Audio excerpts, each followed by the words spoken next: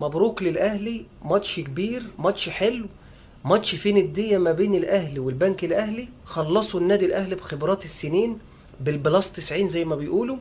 هدف ولا اروع من امام عاشور، كرة كده قنبلة موقوتة تروح وحارس المرمى ما يقدرش يعمل لها اي حاجة.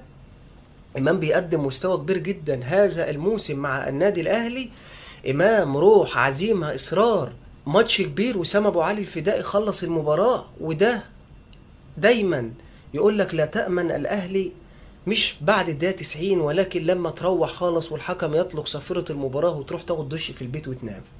الاهلي يفوز على البنك الاهلي ويحافظ على فارق النقطتين مع بيراميدز اللي النهارده برضو فاز على بتروجيت بنتيجة 2-0. ويعني زي ما بتقول كده رجل بالرجل ورا النادي الاهلي.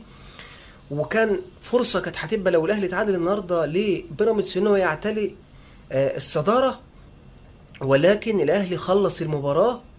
هدف من وسام ابو علي، هدف في وقت قاتل، وقت صعب جدا. هو الوقت اللي كل جمهور النادي الاهلي بيبقى مطمن ان ممكن الاهلي يجيب فيه جوان، والوقت المفضل للاهداف الذهبيه للنادي الاهلي. مبروك للنادي الاهلي. ياسر ابراهيم النهارده برغم ان مدافعي النادي الاهلي في العام مش في افضل مستوياتهم هذا الموسم، ولكن ياسر زي ما بيخطئ اخطاء دفاعيه كارثيه النهارده بيعمل اسيست الهدف قد يكون هو هدف الدوري.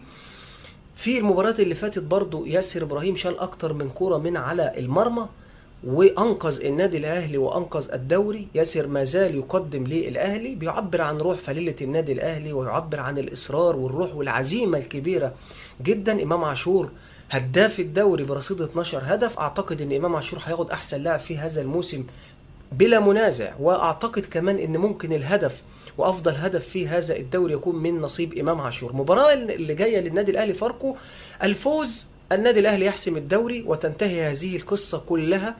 اي نتيجه تانية، التعادل ايضا في صالح النادي الاهلي، ولكن بشرط ان الاهلي لا يهزم المباراه القادمه، وان شاء الله الدوري يكون من نصيب النادي الاهلي. مبروك يا اهلي، النهارده ماتش كبير، ايضا ماتش كبير من فريق البنك الاهلي والكابتن طارق مصطفى.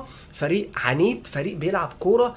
ياو انور استلام بدوران معروفه، ياو انور بيستلم، بيعمل الاستلامه بدوران بالكربون يا حبيبي، بالكربون. وهدف طبعا صعب جدا على محمد الشناوي.